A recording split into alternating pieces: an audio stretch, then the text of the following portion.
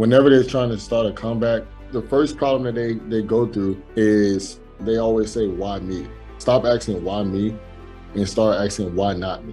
When you're saying why me, then you're basically saying, why not David? Why not Ed? Why not Susie? You know what I'm saying?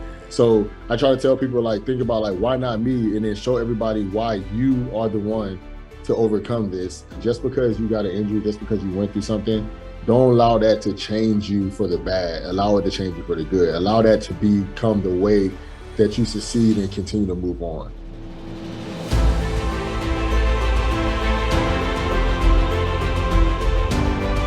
Okay, welcome back to the show, everybody. Today, I have a man who is literally a walking miracle on my show.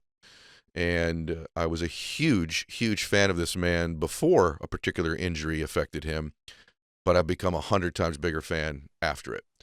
And it's one of the most remarkable stories you're ever going to hear in your life by one of the most remarkable people you will ever hear from in your life, with some of the best tips and insights of how to overcome adversity and, frankly, how to make a comeback in your life. So he's got a new book out called Walking Miracle: How Faith, Positive Thinking, and Passion for Football Brought Me Back from Paralysis and Helped Me Find My Purpose. Ryan SHAZIER, welcome to the show today, brother. How you doing, Ed, man? I really appreciate you having me. I'm really excited to be on. I am too. You guys, this is a great athlete, first-round draft pick, a player that all offenses in the NFL feared. And then take us, Ryan, let's just go right to it. December 4th, 2017, your life changed. Yeah, so December 4th, like you said, 2017, we played the Cincinnati Bengals in Cincinnati. It was a Monday Night Football game.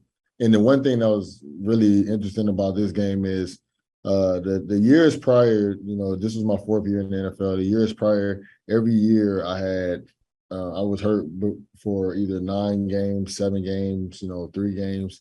So I told myself this year, I'm like, no matter what, I'm playing every game. Unless I have a significant injury, I'm playing in every single game.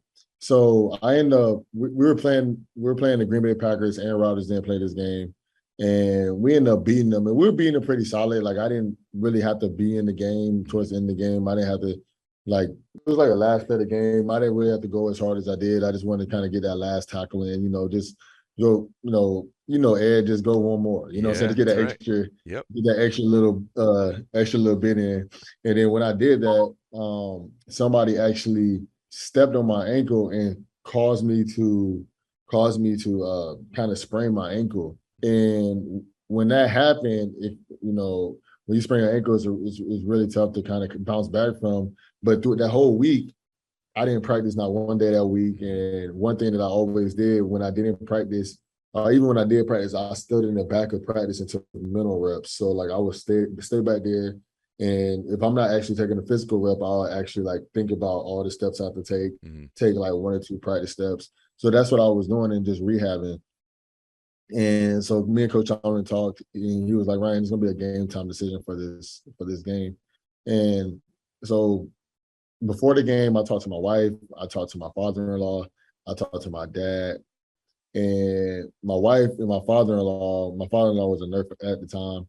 He was like, Ryan, I don't think you should play. So, but my dad, he grew up, he helped me be where I was at. Like he's been my ride or die since I was a kid. And he was like, Ryan, whatever you want to do is up to you. He's like, your body better than anybody, and I understand that you don't want to miss any games. If you want to go out there, go out there. I probably 20 minutes before the game, I told Coach Tomlin, I'm good to go. I warmed up. And I wasn't 100%, but I was like, I'm going to be all right. So the game started off first quarter. I think it was the first drive or second drive. I already had 4 tackles. And I don't know how long you play football or if you played any football, but when you have 4 tackles on defense in the first quarter, that you already thinking in your head, all right, this is going to be a good game. Yep. Because you do 4 times 3, that's 12 tackles minimum, So I was like, I'm about to have a good game. And then I forgot the guy's exact name, but it was a receiver for the Cincinnati Bengals. He did a drag route. So a drag route is basically if you have him line straight up and he runs all the way across the field, take one step and go all the way across the field. And I was like, oh, this isn't going to be that hard of a tackle. It's not a difficult tackle. I've made this tackle 1,000 of times in my life. And he ran up, and when he ran up, the NFL is implementing not hitting people with their helmets, not hitting people with your heads, try to be really safe when you're tackling people. So in this situation, I never thought about like, hey, how am I going to tackle anybody? I always was like, I'm going to hit them, and they fall how they may. It's just so in this situation, I actually like try to put my head across and actually avoid hitting him with my head. And when this happened, he was running a little bit faster than I thought he was. And when I poked my head out, my head hit exactly into his hip and caused me to fracture my vertebrae in my back. Yeah. What did it feel like? You're 1 minute you're the best player. I'm gonna brag for you, but you're the leader on your defense. You're the best player on the field. You're having the best game on the field, and a millisecond later you're on your back. Can you not move at all? And are you starting to go, oh, something major just happened here? Yeah, so in that moment, I was pretty much paralyzed from the waist down. And in my head, I was thinking more of like, oh, this is a stinker. So people that played football before, a stinger is if you tackle somebody, you hit them with your shoulder feels numb. And it's like almost burning, like a stinging sensation. That's why it's called a stinger. But it's like numb, but it eventually comes back. Like most football players had this feeling before. So I thought it was like, all right, I'm having somewhat like a stinger, but just for my legs, So I was thinking that at first, and I was kind of in denial. And then they came and started poking on my legs. And when they were poking on my legs, I really couldn't feel anything. Oh. And they were like, hey, are you poking? Like, do you feel that? I'm like, you're not touching me. So it kind of scared me. And then they put me on the gurney, and then into the ambulance.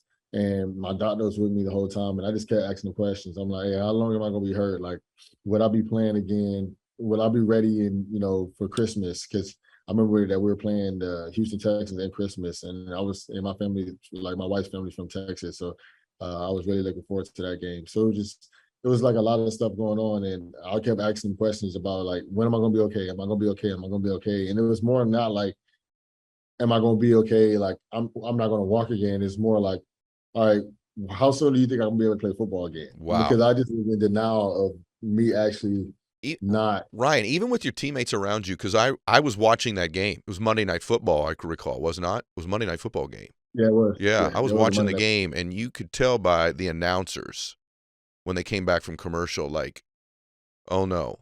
And then the guys on your team were around you, and you could see some of them praying, right? And I saw some of them talking to you.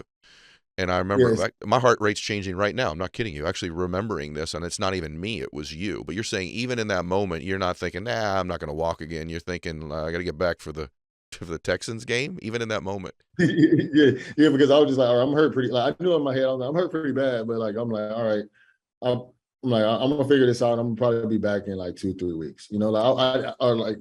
I never really thought, because I tell people this all the time, especially even individuals with spinal cord injuries, because I ended up having a spinal cord injury, and I tell people this all the time. I was like, people see somebody in a wheelchair almost every day, or once a week. Most people do. Especially if you go outside, you'll see somebody in a wheelchair once a week, or you'll see somebody in a wheelchair, and you'll be like, "Man, I wonder how they got there." But unfortunately, I'm not in that position, and I hope I hope they're all right. That's most people, the most common person. That's what they think about when they see somebody in a wheelchair, but they never know how that person got into that situation. So I never really thought about being paralyzed or paralysis or anything like that. So when I got injured, that was the last thing in my mind. Like, hey, I'll never walk again. See, because it was more of like, I had Eric LeGrand on my show, who's a friend of mine. And so when your injury happened, I'll be honest with you, I thought about Eric, almost immediately when it happened. And Eric ended up being, paralyzed. He's become a great friend of mine, as one of the most inspirational people on the planet.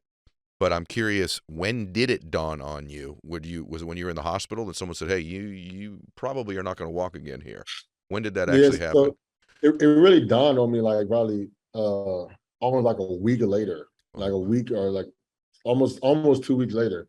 And the reason I say that is because I don't know about most people, but when you play a sport and in like a professional sport, every professional athlete, it's probably like one or two athletes in all the sports that were told when they were younger, you're not going to make it. It's not possible. Like it's less than 1% of people that can do this. Like I don't know any kid from the moment they were born that everybody Right. told them, hey, you're going to do it. You're going to make it. You're the best ever. Like, you know, it's Maybe never like, LeBron, so, maybe one or two dudes. yeah, You're right. Maybe yeah, like maybe LeBron, LeBron, yeah, but like, almost yeah, it's nobody. like, Right.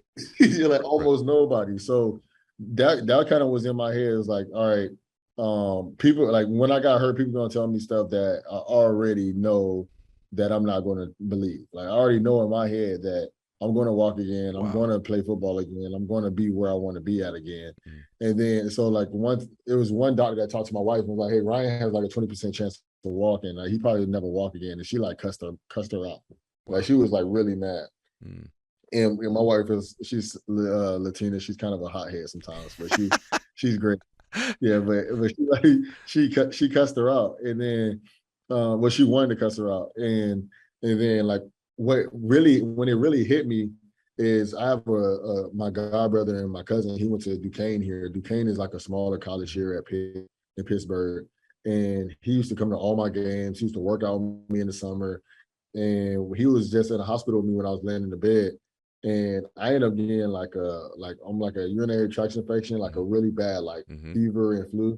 And when I was laying next to him, I'm like, man, I'm not feeling good. Like I just told him, like, I'm not feeling good right now. But I was so hurt at the moment, I couldn't like really move as much. And you know how on the beds they have like the guardrails on the side of the beds. Yes.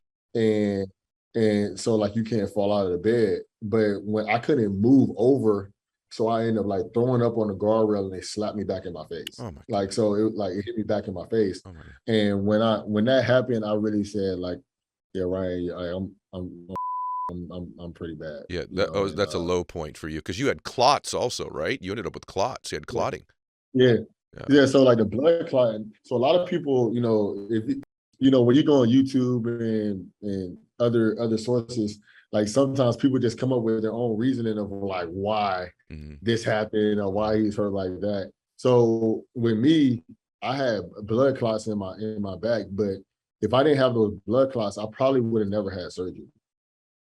And the reason is because so I have scoliosis, and a lot of people don't know this, but scoliosis is like a curvature in your spine. But when you have a spinal cord, like when your spine is basically like it's like a string that goes straight down your back. But your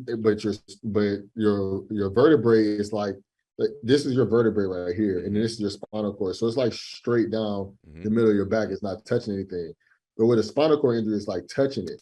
So when I fractured it, it caused bruising on my spinal cord. But you know, most people on YouTube are like, oh, he severed his spinal cord, this or that. So it bruised my spinal cord. And when it bruised my spinal cord, it wasn't in the middle. So it caused inflammation on that side of the bruising and basically pinched my spinal cord against my vertebrae to not allow it to basically breathe, and that's what those blood clots did. Golly. So that made the doctor seen that because the night of my injury, I was actually starting to move my toes. I was starting to wiggle and like my feet a little bit, and they was like, "Oh, he's progressing." And then probably like a week, like later the next morning, like 2 days later, the doctor was like, "Oh, like Ryan needs to have surgery now because I started to degress again because of the blood clots." Unbelievable. So you guys, I just want you all to picture this. You're one of the top athletes in the world playing for one of the most storied franchises in the world. And in 1 second, you are now a couple weeks later going, you're 80% chance you're not going to walk, you know, clotting, throwing up, hitting your head. I mean, imagine what that does to your mindset. Yet, brother, you end up coming back and walking across the stage not that long after this to announce the draft pick for the freaking Steelers. Take me from the moments when you were your lowest then to walking again. First you were using like a walker or like the crutches thing, all the way up to walking up for the draft pick. But what was it? Was it your mindset? I think a lot of times people watch pro athletes, they go, all right, and even I do this, and a lot of them have become friends of mine. I'm like, well, he's physically just gifted. Not everybody is 6'3", 240, and runs a 4.5 40, right? So they got a lot of blessing.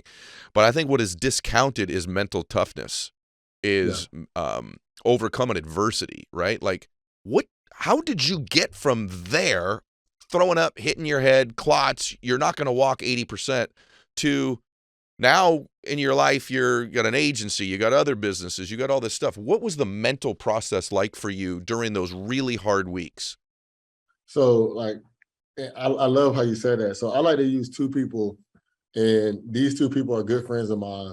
And they're obviously everybody gonna say they're super athletic, but they're not the most athletic guys. They're not the most gifted guys, but they're the two best in the world right now. Okay. Right. And Aaron Donald and TJ Watt. So Okay. both of them are tremendously blessed. I'm not gonna lie. They're both tremendously blessed. But Aaron's not the strongest guy. He's not the fastest guy. He's not the biggest guy. You know what I'm saying? Definitely but not the tallest guy. He's definitely not the tallest guy, but he outwills everybody. Literally outwills everybody. And TJ is the same way. Like, if you really look at TJ and his brother is the one that's the really big one. He's the bigger one. You know, he's the mutt of two super physically gifted dudes, but he's the mutt of the two of them for sure. Right. Yeah. And you know, TJ, he's super athletic, but he, you know, he had 2 ACL tears when he was in college, you know, and he just literally just out hustles everybody. And so, like, when I think about me and how I made it to the NFL, is just like literally my whole life, people told me I couldn't do something. So it's just like my whole life, I was like, I don't care what you say, I'm going to do this. Like, I'm going to do this. And then I'm really positive in everything I do. Like, I tell people all the time, I don't know anybody that's successful and then believe in themselves. Yeah. You know, like you have to have a positive mindset. Like, sometimes you might be realistic, but you still have to have a positive mindset and really believe in what you want to achieve. Like, a lot of times, a lot of people, they were like, hey, I want to be a millionaire. I want to be a billionaire, but they really don't believe that. Yes. Like, you know, when the doctor told me I wouldn't walk again, I really believed in my head, like, I don't care what you say, I'm going to walk again. Like, I really felt I was going to play football again. And I'm really close to being where I could have been playing football again. But another thing with me is where I was at, I felt like it was like, for me to get back to where I was at, it was going to be such a tough hill to climb. I didn't want to get back on the field and not be the same guy, you know? So, like, because he got to the point, you guys, where he actually probably physically could have played again if there wasn't a threat for re-injury or anything like that. It's unbelievable. And I just think, like, it sounds good now, right? Like, they're listening, it's like, all right, so they told him he couldn't walk again, and he's like, I don't believe you, I'm going to walk again. But actually, everybody, put yourself in that situation. Like, just, you're driving right now, you're on the treadmill, whatever you're doing, slow down for a second. I want you to picture this. You've worked your entire damn life for your dream, right? Your whole life. Everyone's told you you're not going to make. You've worked all the weights, all the reps, all the up and downs, all the drills, all the games, the draft, college, high school, everything. You get to the NFL. Even first-round picks don't make it in the NFL half the damn time. Not only does he make it, he's a Pro Bowler. He's dominating on his team. He was the best player on a great defense, and now it's gone. It's gone, right? I want you to imagine that. Or being threatened to be gone, and then a doctor goes, and not only is it gone, you're probably not going to walk. And then in that moment to go, no, I don't think you know me. I'm going to walk. Why do I repeat it back to you in my version and not just Ryan's version? Because he's humble. And I want you to hear it from somebody who's an outsider looking in. My level of admiration for somebody who does not crumble under that type of heat, because I know a lot of you right now are like, man, I'm going broke, or I'm going through a divorce, or I've got this thing, or my dream's not happening. You're going through your version of divorce. But what if you had got to your dream, it's snatched from you, and you're told you can't walk again, and you're an athlete on top of it, and your whole life surrounds this stuff? Everybody, you know, guys, it's more than that. It's your friends know you play, right? Your family knows you play. And that's where I want to go next, is your parents. So I'm reading in your book. And by the way, you guys got to get this book, okay? Let me just tell you. Just remember this, Walking Miracle. Perfect title, by the way. But is it true your mom would sit outside your hospital room, brother, and would make sure nobody cried when they'd come in to see you because she wanted to protect your mindset? Because I think everything in life is mindset, right? And it's, I'm going to go to your dad in a minute, but your mom, my understanding was she would sit outside your hospital room. I think I said hotel room, hospital room. And she would basically make sure, before people, don't you go in there and cry in front of him. Don't you hurt his mindset. Don't you make him feel down. That's true, right? No, it's very true. The thing is, I didn't know this until later on. Right. Like, because everybody would come in and just be like in a good mood. Obviously, most people, like, whenever you hung out with me, you're in a good mood. Like, I like to joke around. I like to laugh. Everybody would be in a good mood. They'll never really talk about my injury. They'll just always talk about just like, all right, when this happens, when that happens, or talk about the team. But then my parents and my wife told me, like, they didn't let anybody in there that didn't believe in what I believed in. So, like, if you came in to visit me and you felt like I wasn't going to walk again, you weren't coming into that room. Whoa. See, listen, everyone. This is that thing about who you're around and who you let infiltrate your mind and your spirit and your space. That's the ultimate version of this. I love what you just said. If you didn't think I was going to walk again, you don't get to come around. Like, and by the way, you don't think my dream's going to happen? You don't get to come around. You don't want to support me what I'm doing. You don't get to come around me anymore. This is how you protect your dream. It's how you protect your mind. It's how you protect your thinking. Now, your dad had this quote. By the way, his dad was a part-time chaplain for the Dolphins. But your dad said this: a dream without sacrifice and discipline is just vanity. It's just empty words. Did your dad talk like that a lot around you? Is that where you get your mindset from? Is this like really things your father would act? My dad did not talk like that. Your dad actually talked like this? Yeah, no, he does talk like that. And the thing that's so funny is, like, when we go to family functions, him and my uncles, his brothers, be getting mad because he was like, just because you read all these damn books and know everything don't mean he's like, you just can't. But it's awesome because, like, my whole life, my dad just been pouring wisdom into me. So, like, even when I was playing, like, my dad, I remember my dad when I first went to high school, he was like, "Ryan, I'm gonna tell you right now, when you get into high school, the first thing is going to be like 3 or 4 things that everybody talks about. Everybody talks about when in high school. He's like, kids are going to talk about money. They're going to talk about drugs or alcohol. They're going to talk about women, and then like those. He said those are 3 or 4 things people are going to be talking about while they're in high school. And he said it doesn't change until even while you're as a grown man. Isn't that true? And he was like, one thing I'm gonna tell you right now is don't allow those people to lie to you and make you feel that you don't have the things that you want just because of basically of their lies. And then another thing that he also told me was everybody has a trash bag. He was like, everybody's life is a trash bag. And he was like, the difference is some people trash bags is a little bit heavier than others. He was like, so whenever you get in a situation, when like he's like, your mom, she's cool taking out the trash, but when the trash get heavy, I got to take it out. And he was like, if you ever get in a situation where you're getting recruited or an NFL team wants you or it's a girl talking to you, it's like she'll look at both of these trash bags and like, which bag do I want to deal with less or more? Like, when you have more baggage, less people want to deal with you. Oh my gosh. And then, like, when he told me that when I was younger, I was like, all right, cool. Yeah. And then when I got hurt, I started spending time with the Steelers, and I actually started scouting players, and you start seeing guys that was exactly the same type of player, and they were like, oh yeah, this guy has this, so they'll draft this guy.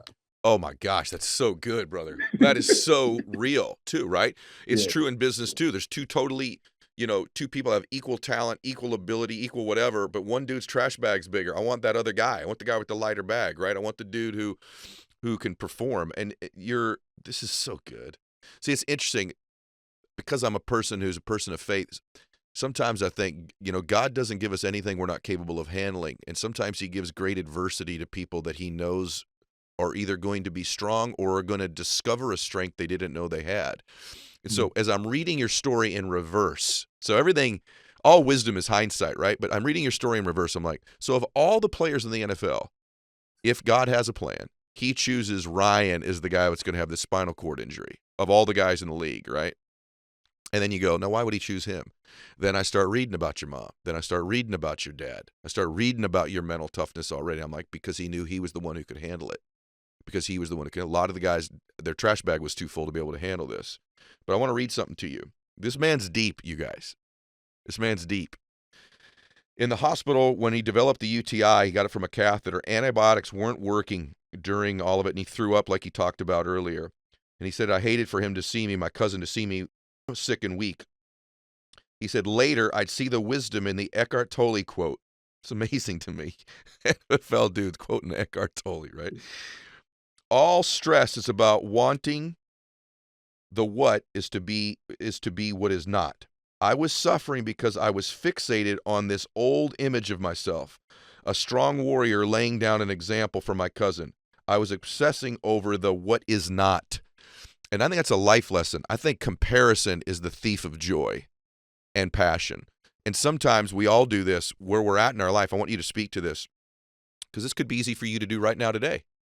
Hey, man, if this didn't happen to me, I'd be in camp right now, probably getting ready for another season. Maybe I've got a $10 million deal I've signed per year, right? I'm making it up. When we compare ourselves to other people's lives, we compare ourselves to what we see on social media. But one little insidious form of comparison is we compare ourselves to our former situation. I used to be in this relationship. I used to look this way. I used to do that. Do you have to guard against that, Ryan, not to compare where you are now to where you were or where you might think you could have been had this adversity not taken place? You have to protect your mind that way.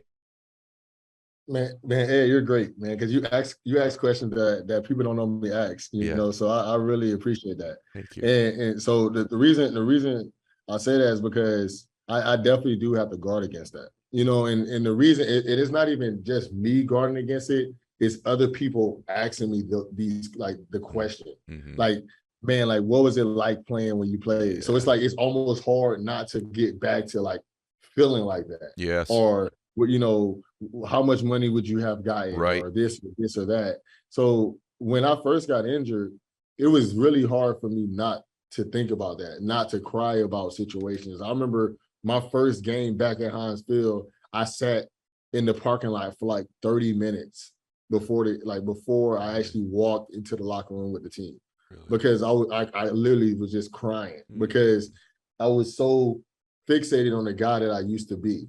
You know, and then now a lot of my friends were like, man, Ryan, I don't understand how you have like jerseys and up and everything around your house, because like that would still bother me, you know, to think about all that. And it's like I have to just guard myself from it. Like I understand that right now is not my time to be a coach.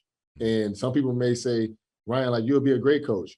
But if I was a coach, I would think more about when I played than actually helping guys lead them to being their best self. Yeah. You know, so I really guard myself from that, because I tell people all the time, when you're thinking about the past is not going to lead you to a better future. Oh God, that's good.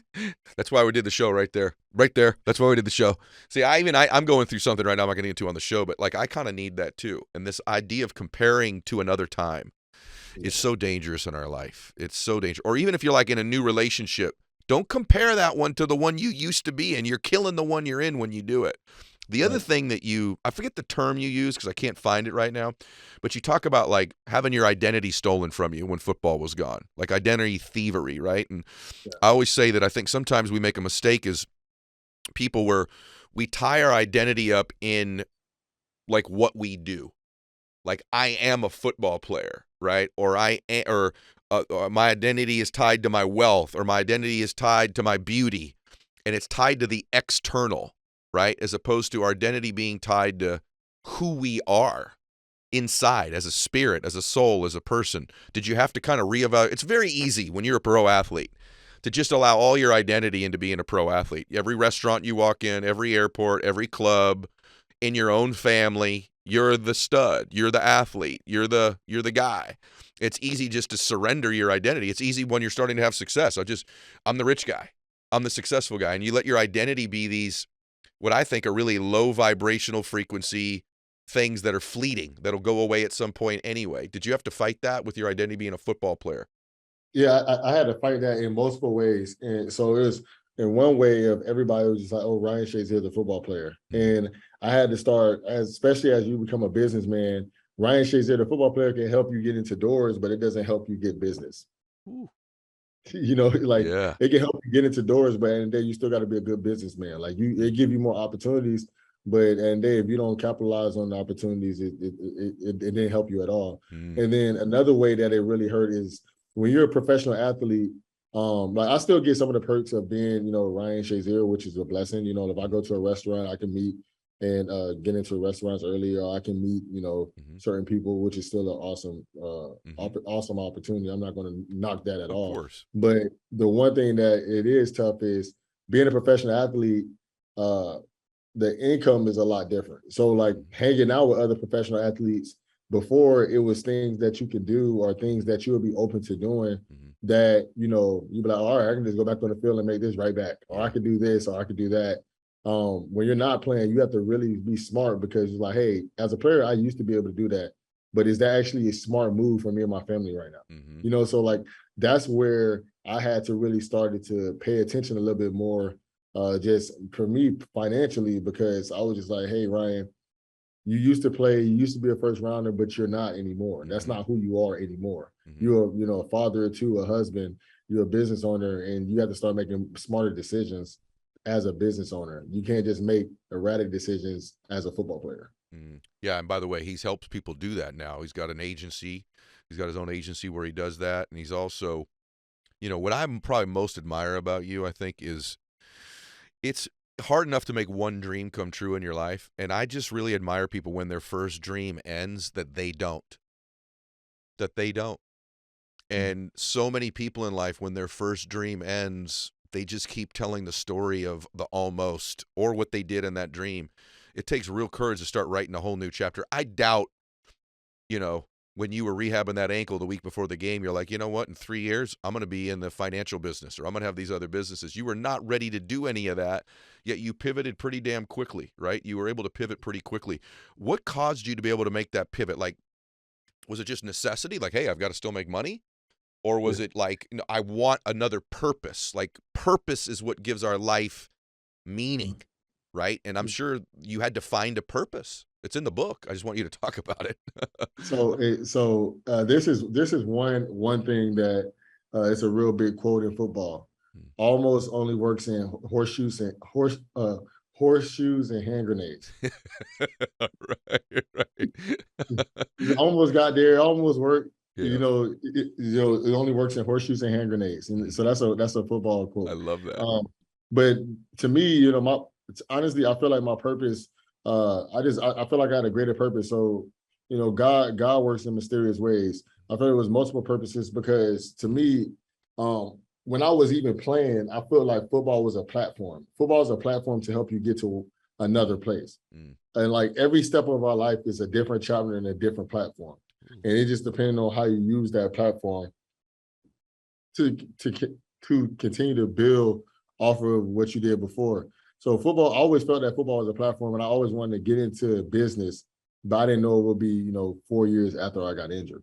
So I feel like my purpose was to really be able to provide for my family, help my family, but then also help other people when it came to having individuals with spinal cord injuries like myself, when it comes to individuals just helping change their lives. Like my agency, I'm talking to a lot of young cats and a lot of young people and helping change their lives right now, and before when they weren't able to do that. But even those people with spinal cord injuries, there's a lot of individuals with spinal cord injuries that weren't blessed with the same amount of rehab as myself, that weren't blessed with the same amount of support as myself. And I felt like my purpose was to allow God to use me to help find my purpose to help other people. Such a beautiful man. How do you not, hard question. I just admire you a lot. And now that I'm talking to you, I'm like, I get it now. Because I read the book in a night. I read your whole book in one night, cover to cover, every word. And I already knew who you were. Like I said, I was a fan. I was like, this dude's a stud. This dude was a player. And just the way you played, you're aggressive, you hit hard, all these things. I just love the way that you played. But then I read the book, and I'm curious though, like being real, do you find yourself, or how do you not become angry or resentful in your life now? I mean, you got a beautiful family. You got so many blessings. You're a good-looking dude. You got a gorgeous wife. You got, a couple beautiful kids. You can still walk in a restaurant. I get all that. But it's not what you thought it was going to be, right? It's different. God had other plans for you. Do you find yourself resentful and angry sometimes? And if you do, how do you get out of it? So I used to sometimes get really angry. Sometimes I'll be really sad. I have really strong people around me, like my mom, my dad, my wife, one of my best friends. So when I have days that I am really mad, really angry, like we talked before, I have really strong people around me that I can talk to. So like I remember when I was rehabbing a lot to get back to start playing football again, and I'll be rehabbing, and then like sometimes the team will still be out there practicing while I'm rehabbing close by. Oh, wow. And I'll watch them rehab, and then like during rehab, I'll just stop rehabbing. I'll just tell my trainer, I can't do this right now. And I'll just start crying. Or like I'm like, or like I'll say this isn't fair. I don't understand. Like, and a lot of people didn't hear me say why me when I was going through my injury. My trainers and my family heard me here and there, but I would never go tell a regular person, like nobody else, like, why am I going through this? Because at the end of the day, Coach Tomlin used to tell us, people don't. He said stop complaining. He's like, because people either happy you complaining or they don't care. They don't care. Yeah, you're right. I appreciate you being vulnerable to admitting. I think some guys go, I never got down. You know, Yeah. I never, and I just don't think you inspire people by being perfect. I think you inspire people by showing them your imperfections. And it's cool to hear you say, hey man, I'd be hard. You're rehabbing this injury and you can literally see your old team practicing when you're doing it. I have to imagine that. So I appreciate you being, really real. How did you create a new playbook for your life? So, okay, it now becomes a point you're like, all right, football's going to be over. How does one pivot? So now you're doing that. What made you choose the financial business? And you got some other stuff you're doing too, but like, what made you choose that? How does one start over? So someone's listening to this right now. They're like, you know what? My thing didn't work out. I've kind of been treading water for a while. How does one begin again? What did you do? So honestly, this is probably one of the hardest things. This was probably one of the hardest things for me. And I talked to the Steelers a lot about this still. Kevin Colbert, I'm pretty close with him. Will Allen, he's a former Pittsburgh Steeler. And I talked to him a lot about this, and it was just pivoting, transitioning from the NFL, transitioning from sports, transitioning in life. I feel is probably one of the hardest things to do. And the reason is because I tell people, like, my whole life, and most people are like, you shouldn't have your whole life tailored to something else. But my whole life was tailored to playing football. Like watching the Hall of Fame sometimes to this day still makes me cry, because everybody that knows me truly knows that was a goal of mine. Some people in the Hall of Fame are like, I never thought I would make it here. Me personally, that was my goal. If I would have made the Hall of Fame, I would have been like, I worked every day for this. So like that's how it was for me. And when I started to try to really figure out what I wanted to do, I took a year to see what was important to me. What did I like to do? And I spent time coaching and scouting. And I was like, this is not for me. And then I ended up spending some time just really thinking and talking to my wife about just what was the next steps. And I was vulnerable. Like I said before, I started to really connect with people that weren't in the sports world anymore. Because when you're playing sports, your friends and who you have around you is awesome. But everybody will tell you in the sports world, most of the people that you meet in the sports world, like I still have a lot of really good friends, TJ Watt, Cam Hayward, Tyson, Vince Williams, Bud Dupree. Like I still have a lot of really good friends. But the one thing I would say is everybody will tell you is very short-lived. Sure is. Like your friendships aren't, like a lot of them are more acquaintances than friendships. Very true. Your work buddies. Yep. So when I got injured, I wasn't around those guys as much, and I started talking to people and introducing myself to people that didn't play sports, and I really started gaining real friendships. And like I said before, I was just vulnerable with them. But we all went out one day, and we were all really close. And I was just like, "Hey guys, right now I'm really stuck in a hard spot. I really don't know what's next. I'm trying to figure out what's next." And I started to talk to a few of my friends, and they just said, "Hey Ryan, come spend time with us, and I know you want to be a business owner, so like I'll show you what I do. And then I started talking to a few different ones, and then one helped me learn more about real estate. So I ended up actually I'm owning some real estate properties that I wasn't doing before. Then I ended up starting a trucking company. And then a really close friend of mine, he's doing really well in the insurance industry. His name is Simon Arias, and he's with American Income Life. Then I started to talk to him, and then we just started to work together and started a partnership. And I recently started, and it's been doing great. So I'm really blessed because I have people around me that really care about me. But I feel like the one thing that I did that a lot of men don't do was I was actually vulnerable enough to tell people around me, like, hey, I'm not scared, but I'm nervous. I need to figure out what's next. Dude, I love you. I love you. Strong man is one who's vulnerable and asks for help. I love that. A couple things I want to unpack there. One, the vulnerability piece is huge. You're going to find out, everybody in life, more people want to help you than you realize. People actually do want to help people, especially people that are vulnerable. Hey, man, I don't know, right? So that's number one. Number two thing is I watched the NFL Hall of Fame ceremony, whenever it was last weekend, knowing we were going to do this. I swear to you, brother, this confirmation we're supposed to do this interview. I could not get you off my mind. Now, I have a couple buddies that are in that Hall of Fame that are really good friends. We were talking about off camera. But I actually thought about you during that. I wonder if it is hard to watch. It's amazing that you just said that. And then the third piece of your advice that I totally agree with is you got to keep moving, meaning try different. This is a metaphor, everybody. It's not real. Try different suits on and see if they fit. I'm telling my kids this too when they're getting into college. Like, go try things. See if that suit fits. If that suit doesn't fit, put a different suit on. But you got to keep trying things. Too many people are sitting around waiting for inspiration, sitting around waiting for the perfect situation, something that fits them. And by the way, what you're going to pivot into, you're not going to love all of it.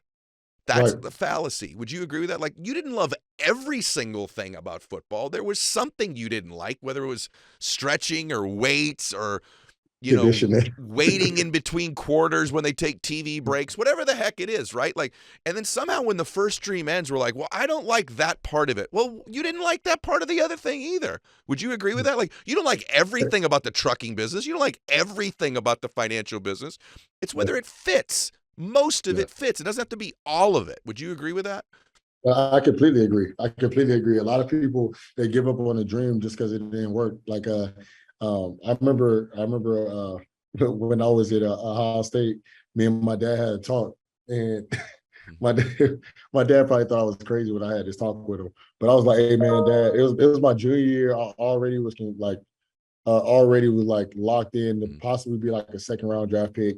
And I was like, "Hey, Dad, like, man, I don't know, man. I don't know if this is for me anymore, right?" Because it's like the school, and it was just like the workouts, like, because like the off season workouts are where guys like, I don't know if I can do this anymore. So like, so basically, I was like, I don't know if I can do this anymore. And my dad's like, you worked your whole life for this. He was like, I understand this part of your season is terrible, but just this part, like not season, but just like season in your life. He's like, I know this part of your season in your life is terrible, but he's like, just push through it. Like, everything you work for is gonna pan through. And then I ended up going 15th overall. Yeah, pretty damn good. But he was just like, Ryan, like obviously I understand this sucks right now in this moment, but it's gonna be all be worth it. And me and my dad love this quote in the Bible. It say, faith without works is dead. He was like, I know a lot of people that look in the newspaper and like, man, I need a job, and constantly looking at the newspaper, well, back in the day, it used to be newspapers, constantly looking at the newspaper, constantly putting up job posts, but then would never do an interview. And he was just like, he was like, how you gonna get a job if you don't actually go try to find one? Exactly. And he was like, that's the type of the same thing. He was like, a lot of people want something. They want to be a millionaire. They want to have a job.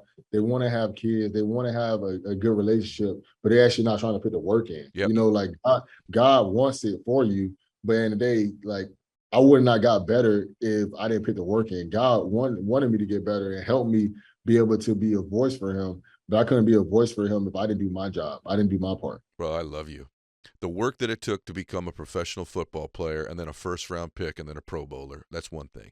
Then the work where you're being told you're not going to walk, amount of work that had to go into getting your body back to where you could walk and then actually almost play football again had you really decided to, is an unbelievable amount of work. And then when that's over, to go, nope, I'm going back to work again. I'm going to do it again for my family. I'm going to build multiple careers, is something that I think you're one of the most inspiring people. Like, people say inspiring things, and then there are people who live inspiring lives. Those are two different things. And then a third thing is someone who has both. And you're unique that you're both. You say inspiring things, if y'all read this book or listen to this interview, but you've lived an inspiring life. It's unbelievable, your story and who you are, brother. I'm a huge, huge believer in you. Last thing I want to ask you. And by the way, we could go hours on this, because it's obvious to me, and everyone listening to this, like, God did choose you to handle this adversity. You did have a father who poured into you this way. You did have a mother who did. You do have a wonderful wife who probably thought she was going to marry a 15-year NFL football veteran and ends up now standing by your side as you make this transition. Maybe the gift of, you would have never known the depth of how much she loved you or why she loved you until this adversity hit, and now you know, right? So there's these hidden gifts and blessings that maybe you would have never known had you played 15 years in the NFL. Now you know, this woman loves me, right? This woman believes in me. So there are these unbelievable blessings. Just watching your face change when I say that tells me that I'm right about it. So today's her birthday. So. Oh, man, tell her happy birthday. At least I honored her on her birthday, right? At least I got the right time. So let me ask you this last. It would be a privilege for anybody to meet you. But you meet someone right now who says, hey, listen, man, your story is just bananas inspiring. This is literally, you're a walking miracle, right? And you've come back so many different times in your life. And I want to make a comeback. I'm at a point in my life where, you know what, now I don't want to come back. I want to do something better than I've ever done before in my life. And I just don't know where to begin. I'm just not sure where to start. What would you say to that person? Here's some advice I'd give you on where to begin your comeback. What would you tell them? So one thing I normally tell people is whenever they're trying to start a comeback, whenever somebody, the first problem that they go through is they always say, why me? Why me? And the one thing I always tell people is go from stop asking why me and start asking why not me. Because the thing is, a lot of people are like, why me? Why me? Why me? When you're saying why me, then you're basically saying, why not David? Why not Ed? Why not Susie? You know what I'm saying? Yeah. So I try to tell people, like, think about, like, why not me? And then show everybody why you are the one to overcome this. And then another thing I like to tell people is read the book, The Obstacle is the Way by Ryan Holiday, because that book really helped me understand. I was already a positive person, but it helped me understand, it's like, hey, just because you got an injury, just because you went through something, don't allow that to change you for the bad. Allow it to change you for the good. Allow that to become the way that you succeed and continue to move on. A lot of people think, like, you might get, you might fall off a bike, or you might, lose your job. And now you're thinking, oh, dang, I just lost my job. I don't know what I'm gonna do. I can't bounce back from this. You might find out that the job that you just lost just opened up an opportunity for a much better job, a much better opportunity, a much better way. So I tell people, so that book really helps out a lot. And then the last thing I tell people is just think, like, I know, like, a lot of people try to think of worst case scenario. When you're trying to overcome something, you have to start thinking of the best case scenario, thinking of the best case of where you want to be in life. Because when you're thinking worst case scenario and you're already down, you're just gonna stay down. So good. By the way, that book's about stoicism, everybody. And there are more and more people I meet that really believe stoicism has really affected their life in a positive way. And when we were prepping for this, I saw that you did too. So, brother, like, there's a depth to you that I'm so glad I've discovered. I knew what a remarkable human being you were, but there's a depth to you that I just feel like you're at the beginning of some great time in your life right now. And I'm super grateful we agreed to do this today with one another, because I know it's really shifted a lot of people's perspective. You're a walking perspective shifter is really what you are. You know what? You truly are. And by the way, if you're wondering whether I'm telling you the truth, my producers in the back are all nodding, agreeing with me right now that you just change people's perspective instantly with who you are and your story. So you got a friend here. You got my number. We're going to be doing some stuff together after this too. So thank you. By the way, you guys got to go get Walking Miracle. You want to follow you on social? That's the best place to go follow you? Yeah, you can follow me on social at SHAZIER, at SHAZIER on Instagram, and then Ryan SHAZIER on Twitter. You guys, this is a man that will absolutely make a difference in your life. I know y'all listening to this right now going, I need to share this with somebody. This show should be heard by somebody that I want to have inspired, who's going to make a comeback, who wants to overcome adversity, who thinks they're going through a difficult time. You think you're going through a difficult time? This man's gone through multiple difficult times and come out the other side a champion many, many times over. And you can as well. Make sure you get the power of one more. Also, my book, #1 book in the world. Follow Ryan. Make sure you're sharing our show. Make sure you're watching my new show on Nosy, Change with Ed Mylett. It will change your life. Go check that out as well. God bless all of you. Max out your life.